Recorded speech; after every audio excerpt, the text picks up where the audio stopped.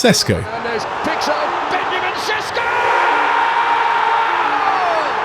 Cunha. Try from him, then another go from Cunha! Matheus Cunha! Mbeumo. Finds Mbeumo in the area! Bryan Mbeumo! That is clinical! Lammens. Strong into the box, head goes up, brilliant save, Senne Lammens! Reaction stop from the Belgian! These are the players United signed last summer to kickstart a revival following their dismal 15th place finish last season. Initially, however, their arrivals sparked a flurry of questions and doubts. Would yet another high-profile acquisition from the Bundesliga fall flat in the Premier League? Could two hefty signings from mid-table sides really deliver on the big stage? And would United's missed opportunity to sign a more experienced goalkeeper come back to haunt them? But on the contrary, this is how Sesko, Cunha, Mbeumo and Lammens have each been crucial in turning this season around for United. While Sesko had a slight dip in his second season at Leipzig, netting 13 goals compared to 14 in his first, despite playing 13 more matches, the 22-year-old arrived as an unpolished diamond with immense potential. As it's turned out, the Slovenian hasn't made as obvious an impact as his fellow summer arrivals and, to some, even looked like a Ten Hag level investment. However, his contributions have hardly been meagre for such a young player adjusting to a new country and league, especially after arriving on a late summer transfer. After missing much of pre-season, he didn't make his first start until early September, scoring in both of his first two 90-minute outings against Brentford and Sunderland, before a knee injury sustained against Spurs sidelined him for a month between November and December. Injury and AFCON absences made the following month a challenging one for Ruben Amorim and then caretaker manager Darren Fletcher. But if there was one silver lining during this period, it was the return of Sesko, who netted 3 goals in 2 games under Fletcher, in stark contrast to the 2 he managed in 17 appearances under Amorim. However, this uptick in goals didn't magically arise from the shift away from Amorim's 3-4-2-1 system. Instead, it's been the result of Sesko's growing confidence and increasingly consistent off-ball movements since his return from injury. In a standout performance against Burnley, for instance, the striker recorded 39 touches, 13 of which were inside the opposition box, enabling him to unleash a total of 8 shots. This was preceded by 4 shots against Leeds, 8 against Wolves and 4 against Newcastle United, as well as 5 against Brighton in the FA Cup. But while Sesko had been the preferred striker under former boss Amorim, he found himself on the bench in Carrick's first 3 matches with Mbeumo shining up front. And we're not talking about his head here. Perhaps the narrative of Sesko's struggles arises from his inconsistency or the fact that he hasn't yet delivered a defining goal or moment. That was until his hair-raising last-minute winner against Fulham at the Stretford end. And then again when he finished off a slick counter to snatch victory from Everton. And then again when he nodded in what would be the winner against Crystal Palace. And despite coming off the bench in 6 of Carrick's first 7 matches, he still made decisive impacts in 5 of them, scoring 3 winners and an equaliser, all of which have single-handedly earned his team 10 crucial points. Sesko again was fantastic. It's some turnaround, isn't it? I mean, he only scored twice all season under Ruben Amorim. Since he left, he's had 7 appearances and 6 goals. Benjamin Sesko. United, of course, had hoped Højlund would become the focal point of their attack, after investing an initial £62 million in him 2 years ago. However, he failed to build on a relatively promising first season, scoring just 4 league goals last term despite an XG of 5.2. Granted, United's issues ran deeper than a single misfiring striker, and it's still too soon to declare Sesko a guaranteed upgrade. But his blend of pace, height, technique and physicality very much make him a more rounded centre-forward capable of influencing the game in various ways. But there is a key difference in the situations they stepped into at United. Unlike Højlund, who was tasked to be the focal point for a blunt attack, Sesko is one of 3 shiny pieces in a new forward line that has cost the club north of £200 million. That changes the burden, as turning United's attack around hasn't fallen on Sesko alone. Instead, it's been a shared responsibility among the new arrivals.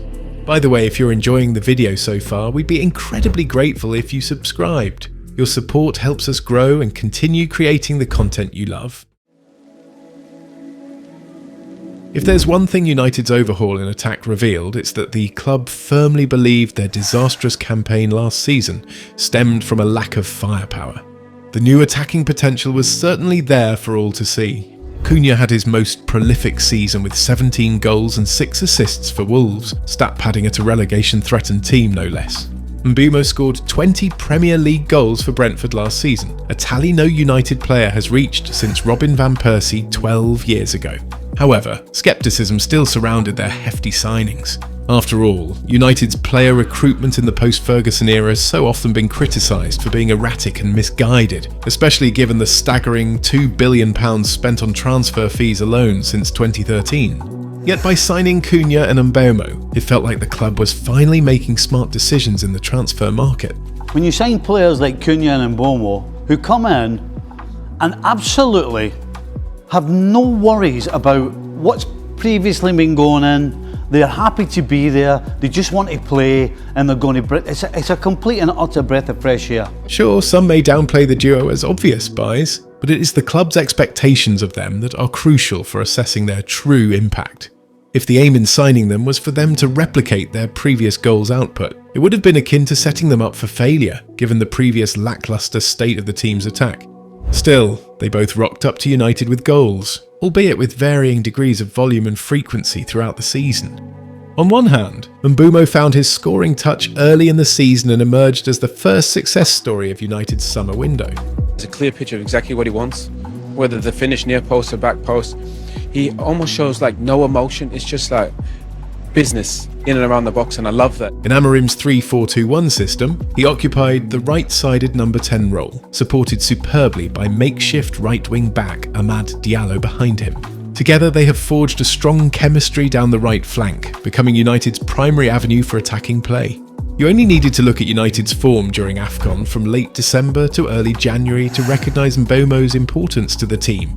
For Cunha, meanwhile, the weight of being an expensive signing and the pressure to replicate his prolific form at Wolves has been a noticeable burden, often showing in his reactions to missed chances.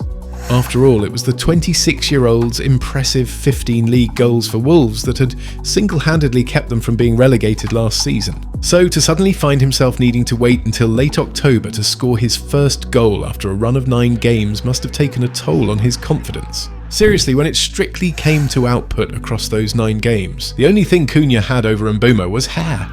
Of course, beyond the stats, there have also been positive signs from the Brazilian all season.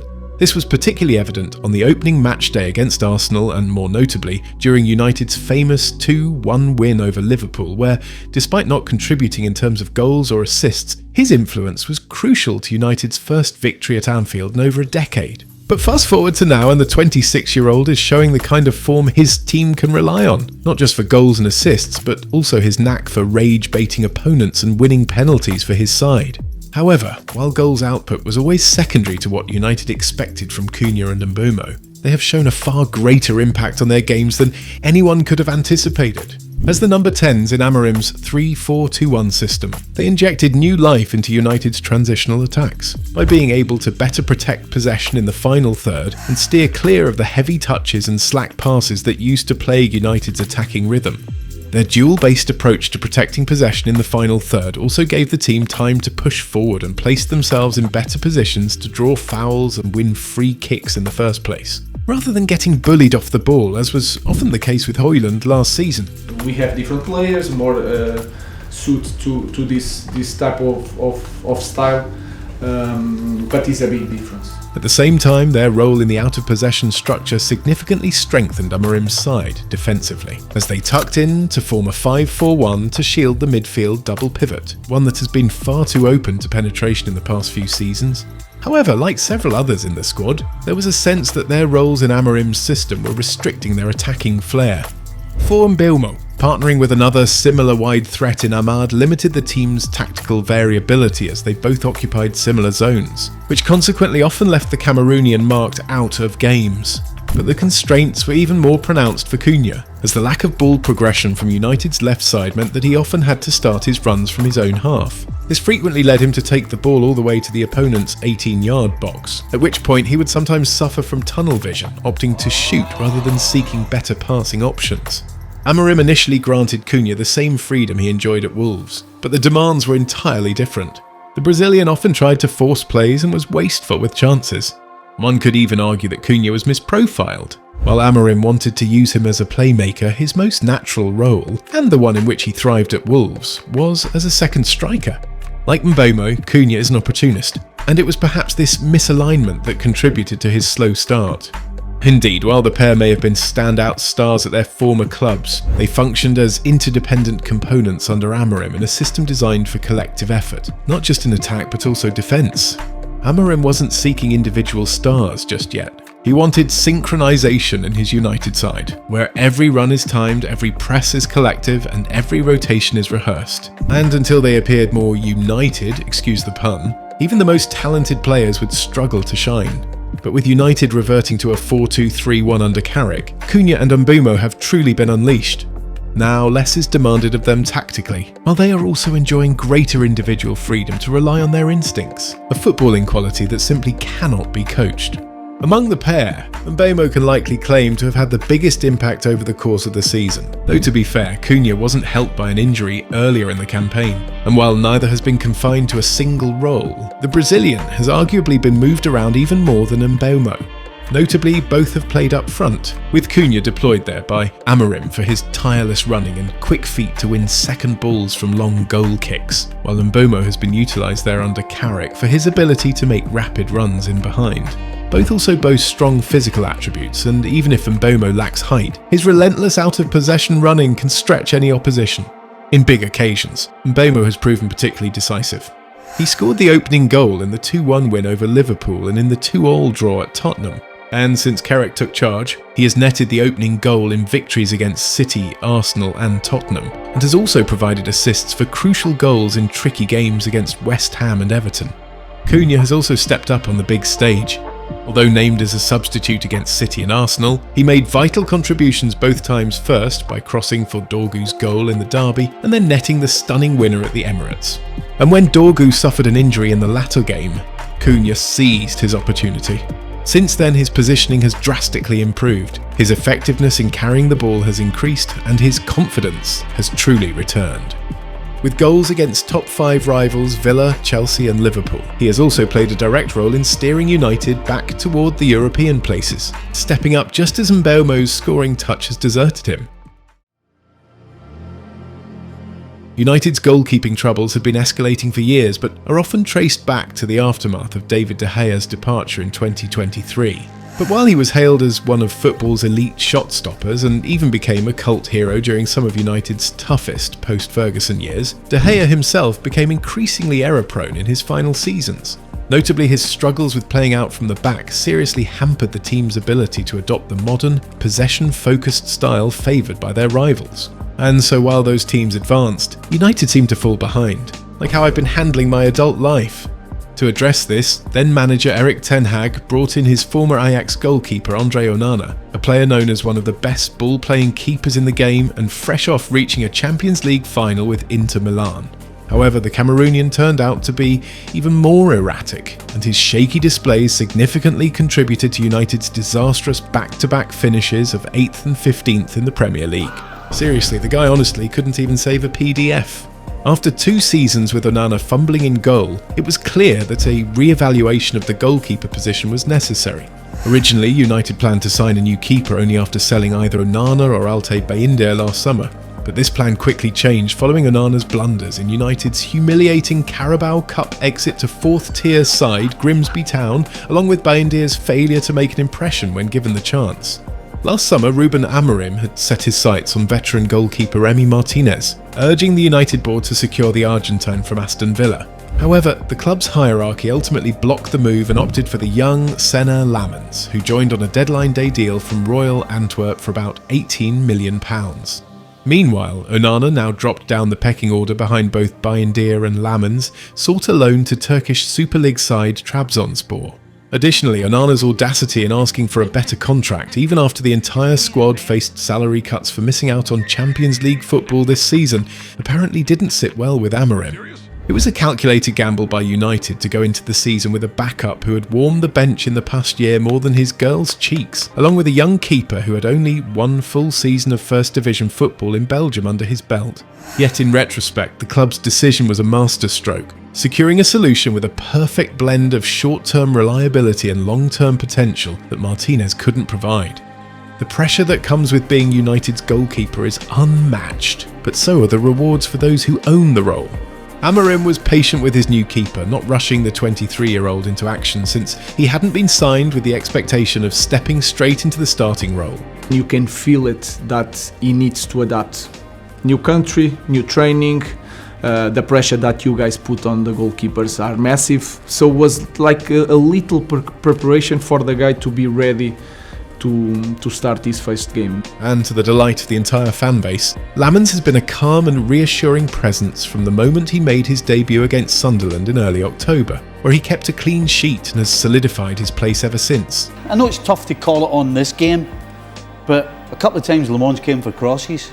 Boy, he just looked as though he'd been there all his life. At the season's outset, United were conceding many goals due to goalkeeping errors, but that's now changed with a reliable goalie who actually has hands. Of course, as with any young goalkeeper, Lammens hasn't been flawless, but compared to the glaring errors of his predecessors, his are minor, and the encouraging takeaway is that they are details that can be refined through coaching. Since he prefers to step forward to close the shooting angle at the last moment, it has occasionally left him late to establish his set position. While the idea is right, poor timing has sometimes found him in motion or off balance when shots are struck, hindering his ability to generate the necessary power to make successful saves. What stands out though is that he has prevented more than 3 additional expected goals this season compared to Onana's total last campaign, despite playing 9 fewer matches. This probably reflects more on the inconsistency of United's defence and the quality of chances they've faced this season than on Lammens' abilities, which has shone through in the most critical moments, either keeping United in games or helping them secure precious points. With Onana, there was always uncertainty about what would happen next, and that kind of uncertainty always affects the defence. In contrast, Lammens exudes confidence. De Ligt was in the best form of his United career until his injury in late November. Luke Shaw looks like a completely new player, and Aiden Heaven has shown impressive composure at the back for someone so young. Additionally, without such confidence, United's backline might have struggled to effectively track their markers into midfield, which could mean Casemiro would still be struggling against transitions as he did earlier last season. As you can see, Lammens' impact creates a domino effect. Whatever United had missed out on in the summer, they gained a younger version of Donnarumma's shot-stopping ability, combined with Emi Martinez's confidence in the air.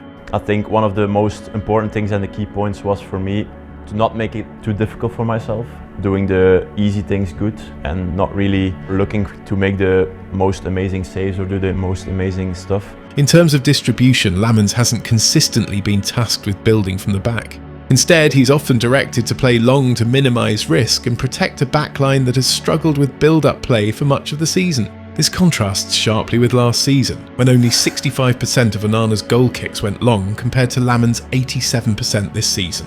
While Bayindir could distribute but couldn't save, and Onana could do neither particularly well, Lammens has proven to be an exceptionally well-rounded keeper who rarely looks uncomfortable, whether playing short passes or going long when necessary.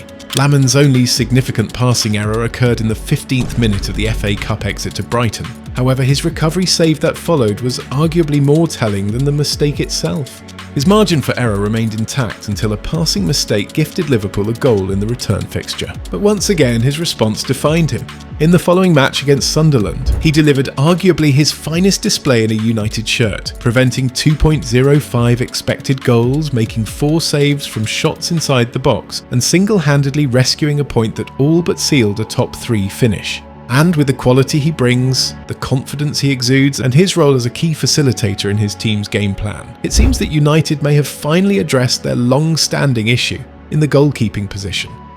If you enjoyed this video, like and subscribe for more content like this. Also, don't forget to hit the notifications bell so you never miss a beat. And with that, we'll see you in the next video.